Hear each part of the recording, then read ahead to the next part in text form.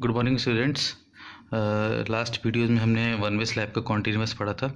आज हमें to way slab पढ़ना है। तो सबसे पहले हम टू वे स्लैब की कंडीशन जान लें क्या होती है। L Y upon L X is less than और इक्वल टू 2, मतलब अगर एल वाई यहाँ पे लॉन्गर स्पैन है और एल एक्स हमारा शॉर्टर स्पैन है। ठीक है, हम इसमें थोड़ी सी थ्योरी डिस्कशन करेंगे, फिर इसके बाद न्यूमेरिकल पे आएंगे। बहुत छोटा सा थ्योरी है इसमें। तो पहली कंडीशन ये होगी। अब टू वे स्लैब को दो भागों में बांटा गया है, टू टाइप्स में दिया गया है। उसको पहले को बोलते हैं रेस्टेंट स्लैब, या उसी का नाम है कॉर्नर हेल्ड डाउन, और उसी का नाम है not free to lift. And the second is unrestrained slab, corner not held down और फ्री टू लिफ्ट। आपको एग्जाम में किसी भी नाम से कोई ये क्वेश्चन आ सकता है, किसी भी नाम से कोई क्वेश्चन पूछा जा सकता है। लास्ट में corner held down, corner not held down, not free to lift, कुछ भी पूछा सकता है। तो चलिए हम दोनों डिफरेंस जान लेते हैं क्या होता है। सबसे पहले हम रेस्टेंट स्लैब का जानते हैं। जब होता क्या है कि when a two slab is loaded, जब टू वे स्लैब को हम लोडेड, उस पर लोड आता है, तो कॉर्नर गेट्स लिफ्टेड। तो जो उसका कॉर्नर होता है वो लिफ्ट करने लगता है, ऊपर की तरफ भागने लगता है। उसका कॉर्नर जो होता है लिफ्ट करने लगता है, ऊपर की तरफ भागने लगता है।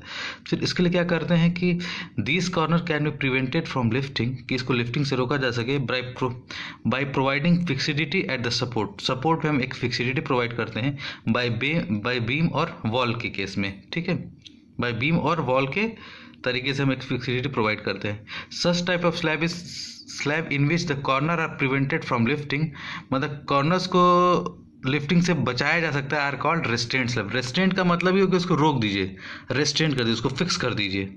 ठीक है, इन दो slab torsion reinforcement is provided, मतलब अगर कोई ऐसा स्लैब है जिसमें कॉर्नर हेल्ड डाउन है तो वो उसमें टॉर्सन रिइंफोर्समेंट हम प्रोवाइड करते हैं एट द एज पे, to prevent cracking of corners, कि कॉर्नर्स पे क्रैकिंग ना आए।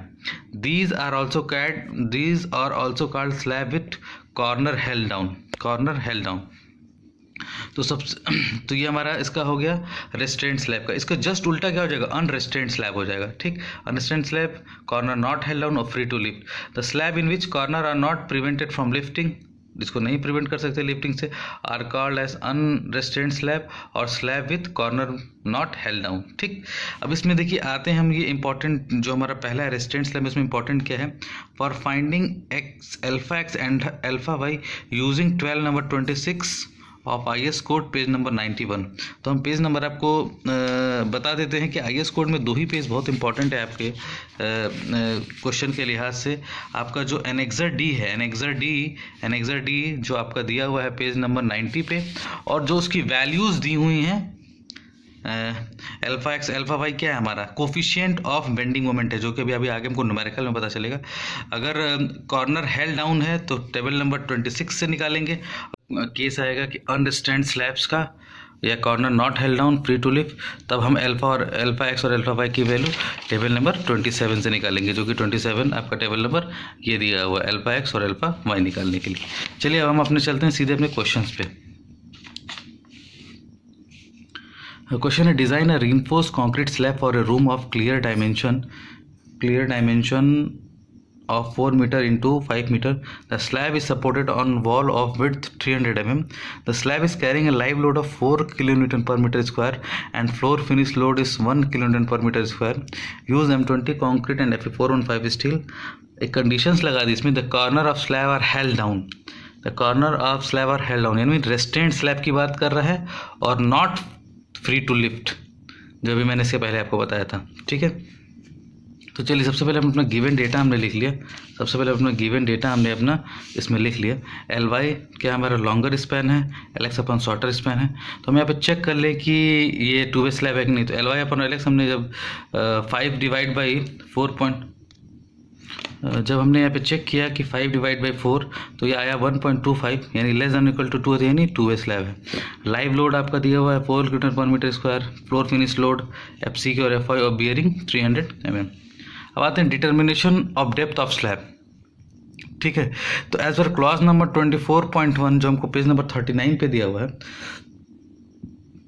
जो टू वे स्लैब के लिए हमको पेज नंबर 39 पे दिया हुआ, क्या दिया हुआ कि shorter span less than equal to 3.5 होना चाहिए और लाइव लोड लेस देन और इक्वल टू 3 किलोमीटर पर मीटर होना चाहिए।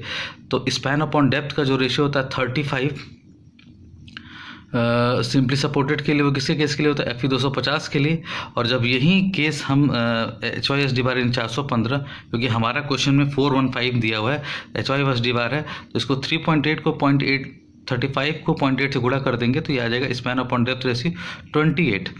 पर हमारे क्वेश्चन में क्या है कि स्पैन की वैल्यू 3.5 मीटर से ज़्यादा है और लाइव लोड 3 किलोमीटर से ज़्यादा है, यानी इसका मतलब कि ये हमारा कंडीशन नहीं लगेगा, ये कंडीशन हमारा नहीं लगेगा। क्यों? क्योंकि हमारी स्पैन लेंथ वो जो है 4 मीटर है, वो 4 मीटर है और जो लाइव लोड है 4 किलोन्यूटन पर मीटर स्क्वायर है। मैं आपको कोड दिखा देता हूँ, आपको मैं कोडल प्रोविज़न दिखा देता हूँ। देखिए कोडल प्रोविज़न में क्या लिखा हुआ है कि for slab spanning in 2 direction the shorter of the 2 spans should be use for calculating the span to effective depth ratio. ठीक है, अब इसमें दिया कि स्पैन की लेंथ 3.5 मीटर तक होनी चाहिए, ठीक है, और जो आपका लोड होना चाहिए वो 3 किलोमीटर पर मीटर स्क्वायर तक होना चाहिए, तब हमारा ये फार्मूला लगता है। पर हमारे यहाँ फार्मूला नहीं लगेगा। इसका मतलब फिर क्या हो जाएगा, ये एक सिंपली सपोर्टेड स्लैब की तरह काम करेगा, यानी L/D का रेशियो हम 20 लेंगे। L/D का रेशियो हम 20, जैसे हमने 1 वे स्लैब में लेते हैं जो रेशियो, वो हम लेंगे यहाँ पे L/D, क्योंकि ये कंडीशंस फॉलो नहीं हो रही हैं तो इसलिए हम सिंपली सपोर्ट स्लैब की तरह इसको हम डिज़ाइन करेंगे। L/D इक्वल टू 20, ठीक। L में कौन सा लेते हैं हम, शॉर्टर स्पैन लेते हैं, तो शॉर्टन क्या हो, LX यानी LX मतलब कि 4 मीटर, 4 मीटर इंटू 5 मीटर है, तो ये क्या हो जाएगा, LX 4 मीटर हो जाएगा। तो 4 मीटर डिवाइड बाई 20, तो हम डेप्थ हमारी आ गई 200 mm, डेप्थ हमारी आ गई 200 mm।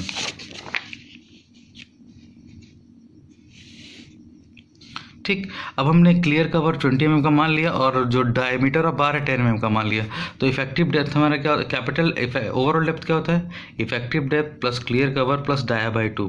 Effective depth 200, clear cover 20 और डाया 10 था, तो 10/2 कितना हो, 5, तो कैपिटल डी हमारा आ गया 225 mm। ठीक, चलते हैं हम नेक्स्ट स्टेप की तरफ। Step number 2, calculation of effective span. Effective span के लिए जो कंडीशन मैंने 1 वे में लगाई थी वही सेम कंडीशन यहाँ पे है, पेज नंबर 34 पे है IS 456/2000 में। लेकिन यहाँ पे ध्यान रखना कि 2 वे स्लैब है, तो हम जो इफेक्टिव स्पैन निकालेंगे शॉर्टन स्पैन के लॉन्ग में निकालेंगे और लॉन्गर स्पैन के लॉन्ग में निकालेंगे। ठीक है, तो पहले हमने effective span for shorter span के लिए निकाला, वही फार्मूला सेम रहेगा जो 1 वे में था, clear span plus effective depth. Clear span क्या है, 4 मीटर, इफेक्टिव डेप्थ 200 mm है, तो 0.200 मीटर, तो ये 4.2 metre. Centre to centre distance between support क्या होता है, W/2 L0 प्लस W/2, ये क्या होगा, L0 प्लस W। ये मैंने आपको जो सपोर्ट दिया हुआ है 300 mm दिया हुआ है, तो 0.300 divide by 2 plus 4 metre plus 300/2, तो ये हो गया 4.3 मीटर। और आपको पता है कि इन दोनों में से हम लीस्ट वैल्यू लेते हैं, यानी जो शॉर्टर स्पैन आएगा LX के पॉइंट ऑफ व्यू से 4.2 मीटर आएगा। अब आते हैं हम लॉन्गर स्पैन पे। सेम चीज़ लॉन्गर स्पैन पे लगाना है, तो सेम चीज़ बस लॉन्गर स्पैन 5 मीटर का, सेम बाकी सब चीज़ें हैं, तो ये कितना आ जाएगा 5.2 मीटर। अब आते हैं हम अपने लोड कैलकुलेशन पे। तो हम सबसे पहले सेल्फ वेट ऑफ स्लैब निकालेंगे। सेल्फ वेट ऑफ क्या होता है, thickness of slab into density of concrete into 1 metre width. तो थिकनेस ऑफ स्लैब यानी capital D, capital D 225 mm था, तो 0.225 metre into 25 into 1 metre width पे डिज़ाइन होता है, तो ये 5.62 किलोन्यूटन पर मीटर हो गया। ठीक, फिर अब हमारे क्वेश्चन में क्या है, लाइव लोड हमारा कितना दिया हुआ है, 4 किलोन्यूटन पर मीटर स्क्वायर, 1 मीटर विड्थ से हम गुणा कर दिए तो 4 किलोन्यूटन पर मीटर। फ्लोर फिनिश लोड हमारा दिया है 1 किलोन्यूटन पर मीटर स्क्वायर, इसको हमने 1 मीटर विड्थ से गुणा कर दिया तो 1 किलोन्यूटन पर मीटर। अब हम तीनों लोड्स को जोड़ लेंगे तो आ जाएगा 10.62 किलोन्यूटन पर मीटर। अब इस लोड को हम क्या करेंगे, फैक्टर्ड कर लेंगे, इस लोड को हम क्या करेंगे, फैक्टर्ड कर लेंगे, WU हम इसको फैक्टर्ड कर लेंगे। ठीक, अब फैक्टर्ड करने के बाद हमारा आ गया 15.931 किलोन्यूटन पर मीटर। फैक्टर्ड में क्या होता है 1.5 से हम गुणा कर देते हैं। अब अगले स्टेप पे आते हैं, calculation of bending moment. Calculation of bending moment,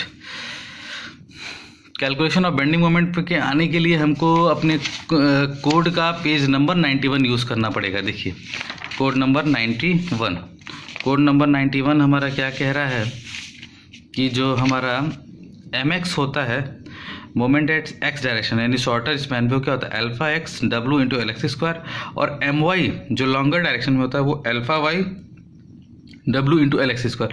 मतलब यहाँ पे दोनों पे क्या होगा, LX स्क्वायर यूज होगा। ठीक, तो calculate bending moment shorter span को हमने mx नाम दे दिया, कैलकुलेट बेंडिंग मोमेंट और लॉन्गर इसको हमने my नाम दिया, जो कि हम IS कोड मेथड से लगा रहे हैं। ठीक है, मैंने भी आपको दिखाया था ये फॉर्मूला 91 पेज पे mx और my का फॉर्मूला मैंने 91 पेज पे आपको तुरंत दिखाया। अल्फा और अल्फा एक्स और अल्फा वाई क्या था, कोफिशिएंट बेंडिंग मोमेंट कोफिशिएंट है, जो कि टेबल नंबर 26 और क्योंकि यहाँ पे कॉर्नर हेल्ड डाउन है तो इसमें टेबल नंबर कौन सा लगेगा 26 हम निकालेंगे। ठीक, W यहाँ पे क्या total design load per unit area. ठीक, since the slab is supported on all the 4 sides and its corner are held down then it is corresponding to case number 9। यानी मतलब कि ये टेबल कॉर्नर हेल्ड डाउन के लिए table है। ठीक है, इसके लिए 9 कंडीशंस दी हुई हैं, आप देखेंगे 9 कंडीशंस दी हुई हैं। ये है अल्फा एक्स की वैल्यू, ये देखिए अल्फा एक्स की वैल्यू, और ये है अल्फा वाई की वैल्यू। ये देखिए ये लास्ट वाला जो कॉर्नर है वो अल्फा वाई की वैल्यू है और ये अल्फा एक्स की वैल्यू है अलग अलग कोफिशिएंट्स के लिए। तो इन 9 कंडीशंस में से हमारा लास्ट वाला कंडीशन फॉलो करेगा 4 एज डिसकॉन्टिन्यूअस, 4 एज डिसकॉन्टिन्यूअस। ठीक है, तो Ly अपॉन Lx का रेशियो हमारा क्या आ जाएगा 1.25। अभी मैंने निकाला था 5 डिवाइड बाई 4 क्या हो जाएगा 1.25। अब हम देखते हैं अल्फा एक्स निकालने के लिए 1.25 कोई वैल्यू है नहीं, तो किसके किसके बीच में निकालेंगे 1.2 और 1.3 के बीच में वैल्यू निकाल के इंटरपोलेशन से 1.25 की वैल्यू निकालेंगे। तो देखिए 1.2 पे वैल्यू 0.072 है और 1.3 पे 0.079 है, क्योंकि देखिए मैंने ऑलरेडी आपको नोट्स में आपके लिख दिया है। ठीक, नोट्स में आपके मैंने लिख दिया है। ठीक, अब आते हैं अपने इंटरपोलेशन मेथड पे। अब जब हम इंटरपोलेशन निकालेंगे अल्फा एक्स की वैल्यू, तो इंटरपोलेशन आपको बताया था, ये इंटरपोलेशन आपको मैंने कई स्टेप्स में बता चुका हूँ। उसके पहले इंटरपोलेशन से वैल्यू आ जाएगी 0.075, ये 0.75 वैल्यू आ गई हमारी। ठीक है, अब अल्फा वाई की वैल्यू 9th कंडीशन के लिए कौन सी होगी, सबसे लास्ट वाली वैल्यू क्या है अल्फा वाई। देखिए यहाँ पे आपको कोड में लिखा हुआ है अल्फा वाई, तो अल्फा वाई की सबसे वैल्यू होगी 0.056, यानी सिर्फ हमको अल्फा एक्स इंटरपोलेशन से निकालना है। अल्फा वाइट की वैल्यू 0.056 कोड में डायरेक्ट दी हुई है। अब हमारा bending moment along shorter span, x को हमने शॉर्टर माना है, वाई को हमने लॉन्गर माना है। फॉर्मूला क्या था alpha x W L x square, alpha x 0.075 आया है। ठीक, डब्ल्यू जो हमारा टोटल लोड आया था 15.93 इंटू 4.2 स्क्वायर। एलेक्स क्या मतलब जो शॉर्टर स्पैन आया था 4.2 मीटर आया था, तो हमारा बेंडिंग मोमेंट आ गया एक्स डायरेक्शन में 21.07 किलोन्यूटन मीटर। सेम उसी तरह वाई डायरेक्शन में लॉन्गर स्पैन के डायरेक्शन में सेम फार्मूला 0.05 इंटू फिर, और ये 4.2 ही होगा, क्योंकि मैंने बताया था कि यहाँ पे भी एल एक्स ही होगा, कोई यहाँ पे एल वाई नहीं करेगा, एल एक्स ही होगा फार्मूला में। ठीक, तो आ गया 15.73 किलो न्यूटन मीटर। तो हमने बेंडिंग मोमेंट एक्स डायरेक्शन और वाई डायरेक्शन बोथ डायरेक्शन में हमने निकाल ली। अब हमारा स्टेप नंबर 5 है calculation of effective depth required. तो आपको पता है FE 415 के लिए फार्मूला होता है। अब सवाल यहाँ पे आएगा कि बेंडिंग मोमेंट कौन सा लें, तो बेंडिंग मोमेंट हमेशा ज़्यादा वाला लेंगे। तो ज़्यादा की वैल्यू क्या थी 21.0 किलो न्यूटन। ठीक, अब इसको हमने एन न्यूटन एम में चेंज कर दिया 0.138, FCK की वैल्यू 20, B की वैल्यू 1000, यानी डी रिक्वायर्ड आया हमारा 87.37 और हमने प्रोवाइड क्या किया था डी रिक्वायर्ड 200 mm, हेंस हमारा ओके। अब आते हैं स्टेप नंबर 6 पे। Step number 6 calculation of reinforcement, calculation of reinforcement. अब रीइंफोर्समेंट भी हम यहाँ दो साइड से निकालेंगे, एक शॉर्टर स्पैन साइड से और एक लॉन्गर स्पैन साइड से। तो along shorter span as per IS 456 main reinforcement is calculated in the middle strip। हमारा IS 456 कोड ये कहता है कि जो हम मेन reinforcement कैलकुलेट करेंगे वो मिडिल स्ट्रिप पे कैलकुलेट करेंगे। मैं आपको इसका एक फिगर भी आपको दिखा देता हूँ, ये देखिए कोड में आपको दिया हुआ है। देखिए ये शॉर्टर स्पैन है, ये लॉन्गर स्पैन है, ये मिडिल स्ट्रिप पे हमको कल करना, ये एज स्ट्रिप है, ये एज स्ट्रिप है। और जब LY आएगा लॉन्गर स्पैन तो मिडिल स्ट्रिप ऐसे हो जाएगा, एज स्ट्रिप ऐसे हो जाएगा। ये आपको कोड में भी गिवन है, आप इससे भी देख सकते हैं। ठीक, ये हम किए। ठीक, मिडिल स्ट्रिप की जो ये लेंथ होती है वो 3/LY होती है। ये हमारा LY लॉन्गर स्पैन, ये हमारा शॉर्टर स्पैन, ये हमारा एज स्ट्रिप, ये हमारा एज स्ट्रिप, ये बीच में मिडिल स्ट्रिप। अब इस मिडिल स्ट्रिप लेंथ कितनी होती है 3/4LY। तो विड्थ ऑफ मिडिल स्ट्रिप क्या होगा 3/4LY। LY क्या था 5.2 मीटर, ये आ गया 3.9 मीटर।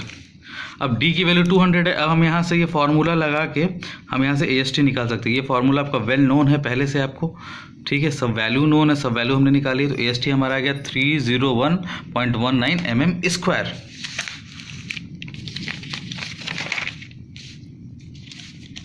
ठीक है, अब हम यहाँ पे diameter of the bar 8 mm भी ले सकते हैं, 10 mm भी ले सकते हैं। हमने 10 mm का बार यहाँ पे ले लिया। स्पेसिंग क्या होती है, जो हमने यहाँ बार का डायमीटर लिया उसका एरिया π/4 × 10² डिवाइड बाई AST अभी हमने निकाला 301.19 × 1000। तो ये हमारा स्पेसिंग आ गया 260.63 mm। ये हमारा स्पेसिंग आया। मैंने बताया जितनी स्पेसिंग आती है उससे हम थोड़ा कम मान लेते हैं, तो हमने 250 को अडॉप्ट कर लिया। ठीक, अब हम यहाँ पे चेक भी लगा सकते हैं 3D और 300 mm। डी की वैल्यू 200 mm, 600, ये 300, तीनों में स्पेसिंग कम कौन सी हुई, 250। ठीक, अब यहाँ पे AST मिनिमम क्या होता है, 0.12% of the cross section area, 0.12% of the cross section area में निकाल लिया तो 270 mm² आ गया। ठीक, अब AST प्रोवाइडेड हम यहाँ निकालेंगे, क्यों, क्योंकि अब हमने ये जो हमारी AST आया था वो कि 260.63 mm स्पेसिंग पे था, पर हमने अडॉप्ट किया 250, तो AST प्रोवाइडेड इधर आ गया, यानी जो स्पेसिंग और इधर आ गई, तो π/4 × 10²। ये स्पेसिंग हमने क्या अडॉप्ट किया, 250 × 1000। तो इसे कैलकुलेट करने पे हमारा AST आया 314 mm², जो कि AST मिनिमम से ज़्यादा है। AST मिनिमम कितना है, 270 mm²। हमारा यानी कंडीशन ये फॉलो कर रहा है। अब हम फाइनल आंसर क्या लिखेंगे, provide 10 mm dia bar at the rate of 250 mm centre to centre, 250 mm centre to centre in the middle strip of width 3.9 metre. अब आते हैं हम अपने reinforcement along longer span. Longer span के लिए मैंने आपको कंडीशंस बताई थी। देखिए ये कोड की कंडीशंस है, सेम यही कंडीशंस मैंने यहाँ पे बनाई है आपको। ठीक, मिडिल स्ट्रिप जो, तो मिडिल स्ट्रिप की जो ये विड्थ होगी वो क्या होगी, 3/4 LX होगी। तो 3/4 LX निकालने पे कितना जाएगा, 3.15 मीटर। अब हमको निकालना होगा कि effective depth along Y axis, Y direction, sorry अभी हम लॉन्गर डायरेक्शन मतलब वाई डायरेक्शन। तो मैंने यहाँ पे ऊपर दिखाया, शायद आपको समझ ना आए, तो पहले हम डायग्राम को समझते हैं।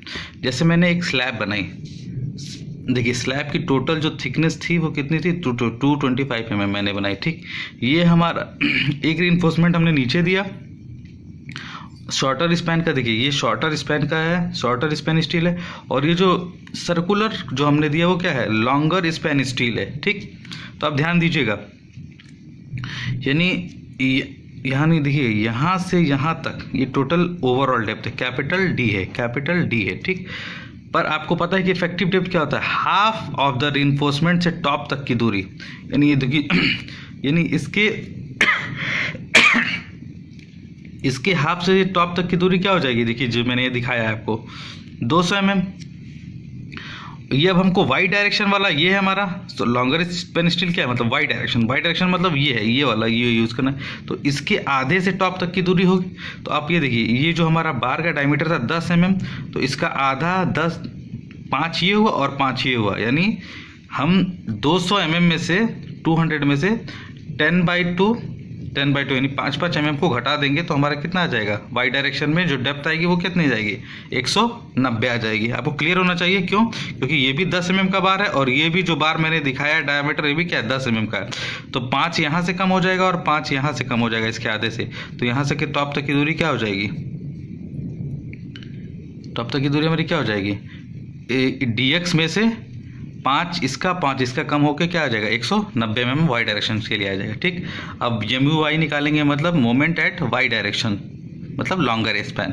सेम फार्मूला रहेगा, फार्मूले से सेम AST आ जाएगा 233.34 mm²।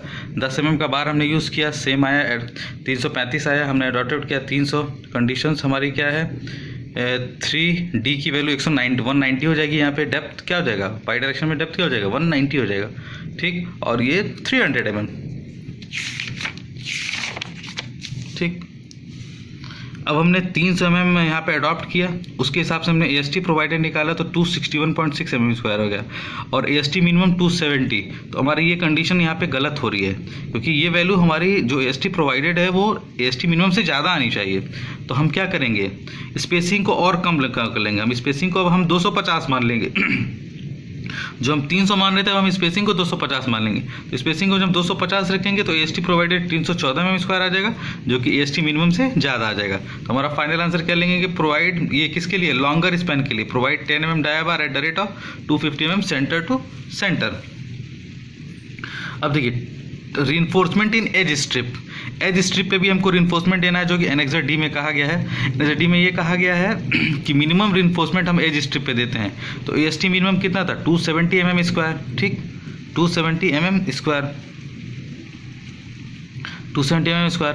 अब हम यहाँ 10 mm का बार यूज़ कर रहे हैं तो नंबर ऑफ बार्स निकाल सकते हैं। एरिया हमको पता है, तो एरिया डिवाइड बाई एक बार का एरिया यानी π/4 × 10 का स्क्वायर, तो ये आ गया 3.43 यानी 4 बार। तो नंबर ऑफ बार 4, तो provide 4 number of bars in each edge strip in X और वाई डायरेक्शन। तो एक्स और वाई डायरेक्शन में जो एज स्ट्रिप्स हैं वहाँ पे हम 4 नंबर ऑफ बार्स देंगे और उसका टोटल का एरिया ऑफ स्टील 270 mm² होगा, ठीक है। अब आते हैं टॉर्सन रीइंफोर्समेंट में। क्यों? क्योंकि हमने टॉर्सन, आपको पता है कि टॉर्सन हमको किस लिए हम देते हैं, क्योंकि हमारे कॉर्नर्स पर क्रैक ना आता है। तो टॉर्सन रीइंफोर्समेंट के लिए IS 456 ने कहा है steel is provided in each layer कितना होता है, 75% of the AST of mid span, 75% AST of the mid span. मैं आपको ये IS कोड में भी दिखा देता हूँ। ये देखिए यहाँ पे लिखा है टॉर्सन रीइंफोर्समेंट की कंडीशन में the area of reinforcement in each of the these 4 layers shall be 3/4 of the area, मतलब 75, 3/4 ऑफ द एक क्वार्टर क्या हो गया, मतलब 75%, ठीक है। ये 75% हमने निकाला 3/4। मैक्सिमम AST कितना है था, 314 mm², इसका 3/4 हमने निकाल लिया यानी 235.5 mm²। और लेंथ ऑफ ईच स्ट्रिप जो होता है LX/5 और LY/5। LX 4.2 मीटर है तो 4200 mm डिवाइड बाई 5, और ये 5.2 मीटर है तो 5200 mm डिवाइड बाई 5। तो ये हमारी इसकी वैल्यू आ गई, ठीक है।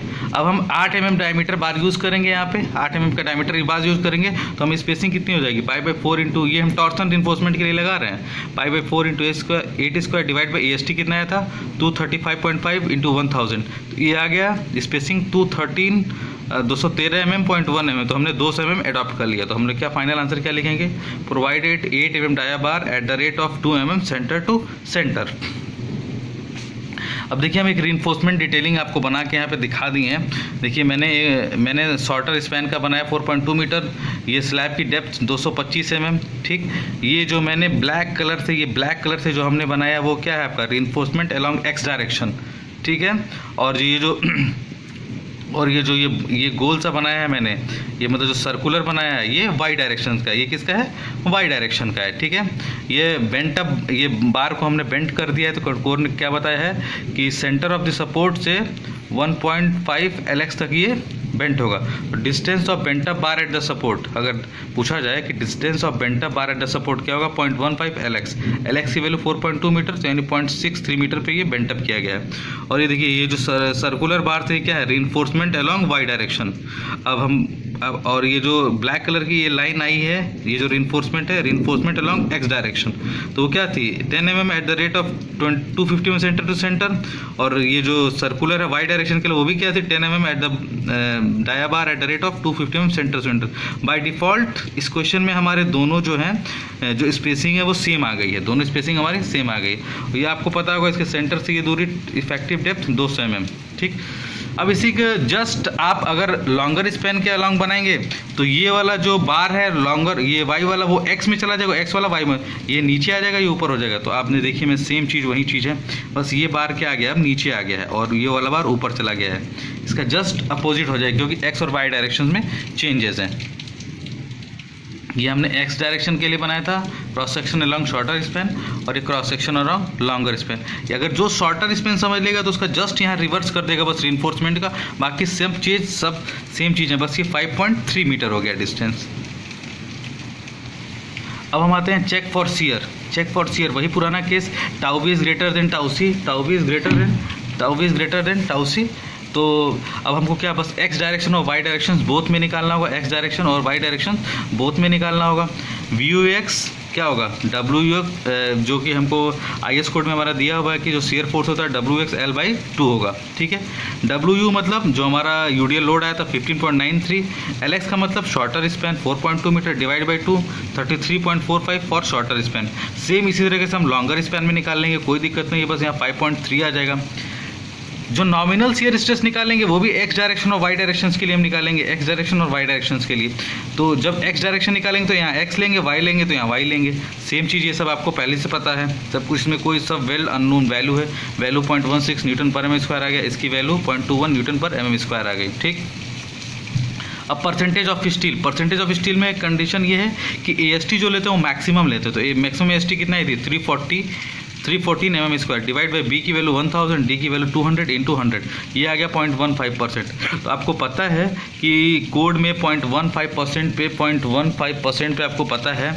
हम ये अब कोड का पेज नंबर 73 खोलेंगे टाउसी का, कि 0.15 पे डायरेक्ट वैल्यू दी हुई है, आपको इंटरपोलेशन नहीं लगाना है। सबसे अच्छी बात इस क्वेश्चन में 0.15% आया तो M20 पे 2.8 वैल्यू दी है। किसकी वैल्यू हुई है? टाउसी की वैल्यू है। टाउसी की वैल्यू कितनी आ गई? 0.28 न्यूटन mm स्क्वायर। हमने इसको इक्वेशन 1 माना, इसको 2 माना, इसको 3 माना। अब हमने 1, 2, 3 को कंपेयर किया तो ये पाया कि टाउसी की वैल्यू टाउ VX और टाउ VY से ज़्यादा है। हेंस हमारा जो स्लैब है वो सेफ इन शियर है, हमारा जो स्लैब है सेफ इन शियर है। ठीक, अब हम अपने चलते अपने लास्ट स्टेप की तरफ, check for deflection. Check for deflection जो कि मैंने बताया आपको पिछले सिंपली सपोर्टेड में भी बताया, आपको कॉन्टिन्यूस में बताया, फिर से मैं बता रहा हूँ। पेज नंबर 38 पे दिया हुआ IS कोड में FS 0.58 FY divide by AST required divide by AST provided.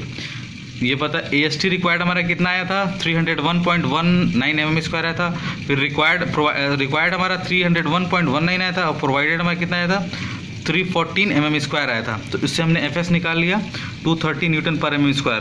Percentage of steel हमने क्या निकाला? अभी इसके पहले स्टेप में 0.15%। अब 0.15%, अब इन दोनों की सहायता से हम मॉडिफिकेशन फैक्टर निकालेंगे। इन दोनों की सहायता से हम मॉडिफिकेशन फैक्टर निकालेंगे। आपको मैं बता चुका हूँ कि कोड में ये पेज नंबर 38 पे है। तो आपको ये देखना है, अब यहाँ पे हम लोग देखते हैं, बहुत आसान है। ये है क्या कि परसेंटेज ऑफ FS की वैल्यू 230, यानी ये जो कर्व है आप देखिए 4 कर्व्स आपको दिए हुए हैं, 5 कर्व, पहला, दूसरा, तीसरा, चौथा। तो 230 कहाँ आएगा? 240 के सबसे नियरेस्ट आएगा, यानी 240 वाला कर्व को हम चुन लेंगे। अब दूसरा percentage of steel 0.15%। Percentage of steel के लिए टेबल देखिए हमारा ये दिया हुआ है, परसेंटेज ऑफ स्टील के लिए टेबल हमारा ये दिया हुआ है, यानी ये पॉइंट है, ये 0.2 है हम बीच में और 0.4 है, तो करीब ये 0.2 के बगल में ही कहीं आएगा, 0.2 के बगल में ही कहीं आएगा। और जब इसको हम कट करेंगे तो ये ऊपर की तरफ जाएगा, ऊपर की तरफ मान लीजिए कहीं जाएगा, जाते अभी चौथे कर्व को कहाँ कट करेगा? चौथे कर्व को ये कट कर रहा है यहाँ पे, चौथे कर्व को कटेगा यहाँ पे, यानी इसकी वैल्यू जो होगी 2 तो ये हो जाएगी और 0.5 इधर 1 आ जाएगी, यानी मॉडिफिकेशन फैक्टर की जो वैल्यू आएगी 2.15 आ जाएगी। मॉडिफिकेशन फैक्टर के की वैल्यू 2.15 आ जाएगी।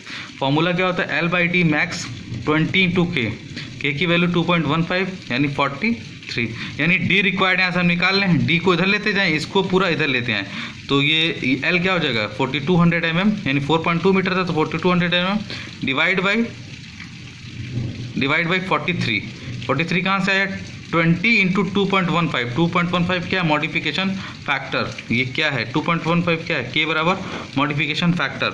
हमने गुणा किया तो ये आ गया 43, जब इसमें हमने डिवाइड किया तो 97.67, हमको रिक्वायर्ड था 97.67 का, और हमने जो प्रोवाइड किया 200 mm प्रोवाइड किया, यानी जो हमारा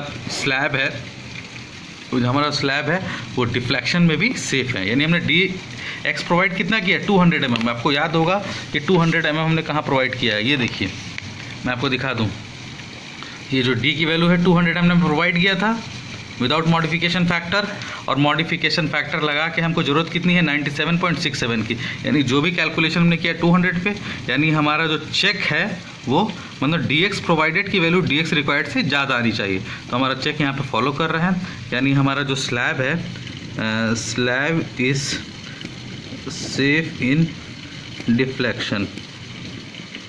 तो हमारा यहाँ पे आज टू वे स्लैब का जो पहला क्वेश्चन है, पहले टाइप का क्वेश्चन है, the corners of the slab are held down, ये ओवर होता है। आपको जो भी कोई दिक्कत होगी तो आप कमेंट बॉक्स में इसको डाल दीजिएगा, मैं आपको इसको एक्सप्लेन कर दूंगा। Thank you.